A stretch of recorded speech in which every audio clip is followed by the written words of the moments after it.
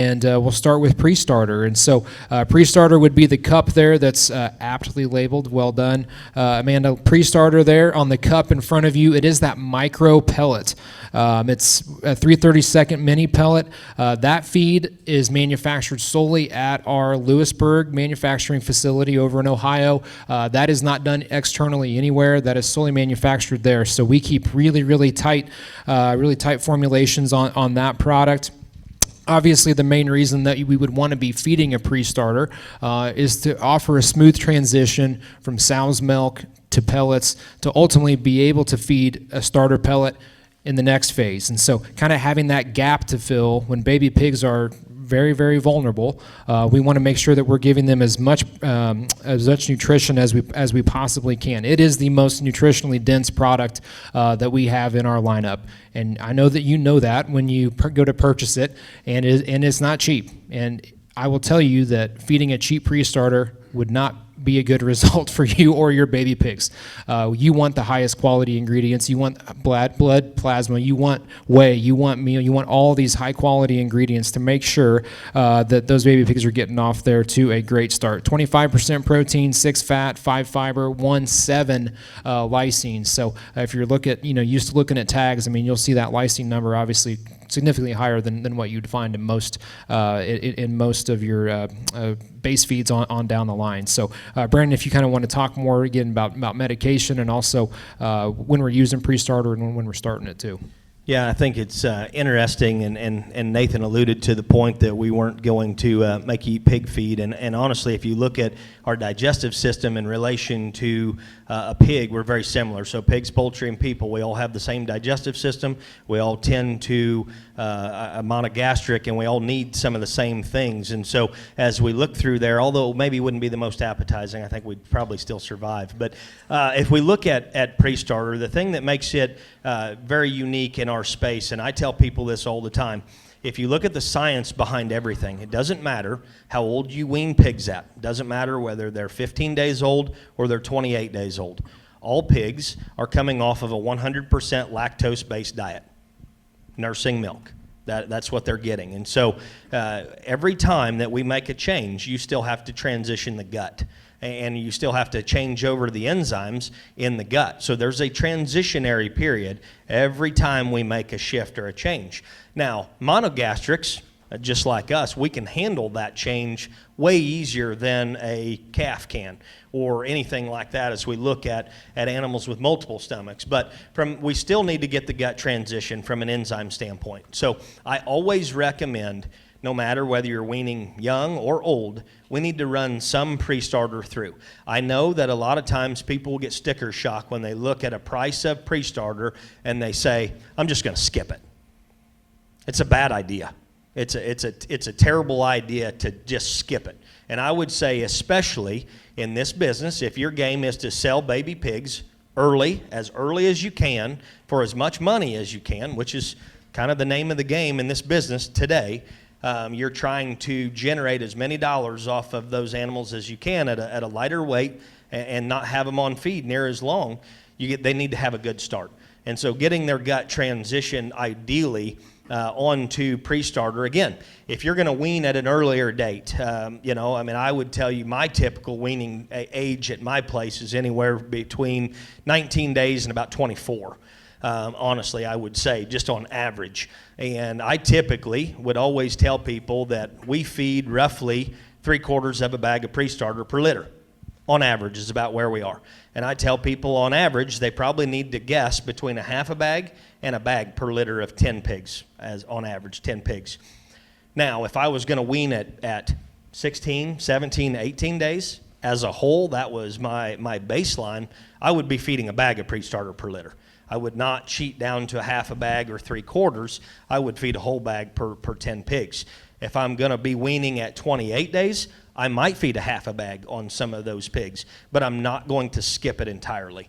And I do think it's very important to not skip that particular diet, because ultimately that is our product that has the most lactose in it, and we're trying to make sure that we ease that transition of that baby pig's gut into more of a grain-based product instead of solely just eating lactose. And so it's very, very important that we don't skip that pace. I would tell you on average, I do think that half a bag to a bag a litter is very ideal in terms of where you want to be. Now, if you're weaning some younger pigs, maybe they got a rough start, you might want to be a little bit over a bag potentially, and we will generally start creeping that in on the sow while they're nursing about the last 5 to 7 days before we wean. I probably don't offer it as early as some people would. I know people that offer a pre-starter pellet at day 7, day 10, and that's fine if that's where you want to be. I want to be at least 5 days to a week before we wean them to offer them pellets before their sole nutrition is dependent on those pellets.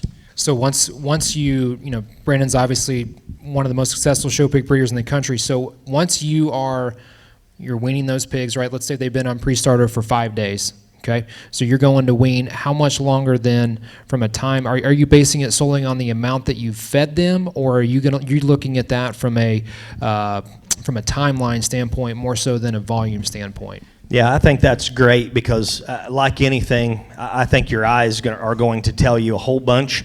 So we wean in groups, and I always tell people I feed to the smallest pig in that group.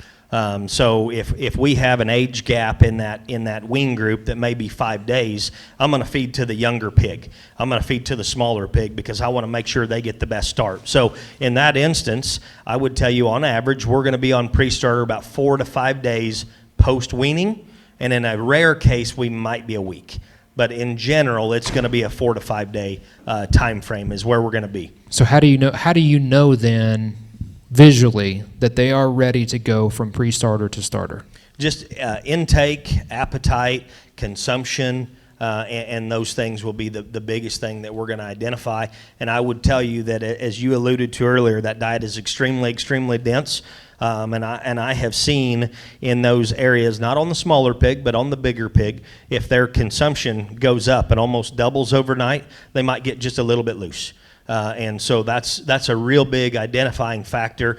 What I have noticed in my place is generally that happens at day 5. So we try to make post-weaning. And so we try to make that switch about day 4 or 4.5 on those pigs so that we can try to mitigate a little bit of looseness if their intake is going to skyrocket, but then get them on to starter at that point in time. Makes sense. So when you're making that transition from pre-starter to starter, are you kind of blending those two together to kind of let that transition happen, or are you just, that feeder's empty, so now I'm going in hard with starter?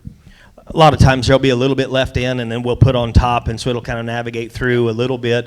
But they don't read a book on how much is going to be left in those feeders exactly at every point in time. And so management-wise, I would say we try to blend maybe for a few hours to a half a day, but generally speaking, that day 4.5 to 5 is kind of where it is, and that's why I say on average we're generally about 3/4 of a bag of pre-starter per 10 pigs on average. Perfect.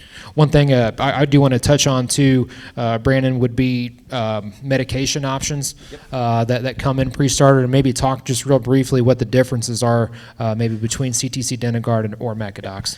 So CTC Denagard, I get a VFD personally for my place for CTC Denagard, and I would tell you that in a nursery setting, I feel like you're going to always have more of a respiratory type pressure in a nursery setting, and so I like CTC in there because it is a better respiratory drug from a baby pig standpoint. The Denagard in there is more of a gut type drug, and so with a CTC Denagard combination, you get some overlap from a dual protection standpoint. Now we get into Mecadox. Mecadox is a fantastic gut drug. I think it's very, very good, and it'll help clean up a lot of things from a gut standpoint, and even some coccidia and some of those things. If you have some pressure from that perspective, it's a great gut drug, but at the end of the day, there's not much protection from a respiratory standpoint. And so in the nursery, I personally like to run CTC Denagard. Now, in our nursery program, if there is a medication that I could deal with Mecadox versus CTC, I'm going to pick it in pre-starter rather than starter because I'm only going to see it for a 4-day time in the nursery. And then I'm going to switch to my starter that's going to have CTC Denigard in it. We're going to feed for 2 to 3 weeks at that point in time. And so I guess if I go to a feed store and they don't have any CTC Denigard pre-starter available and all they have is Mecadox, I'm still going to take it. But I do want to have my CTC Denigard, my starter, my next phase, personally. Yeah, I know medications can often lead to some more questions, right? They can often maybe even lead to a little confusion, right, in terms of what do we want, what don't we want, what does it come with, what should I add?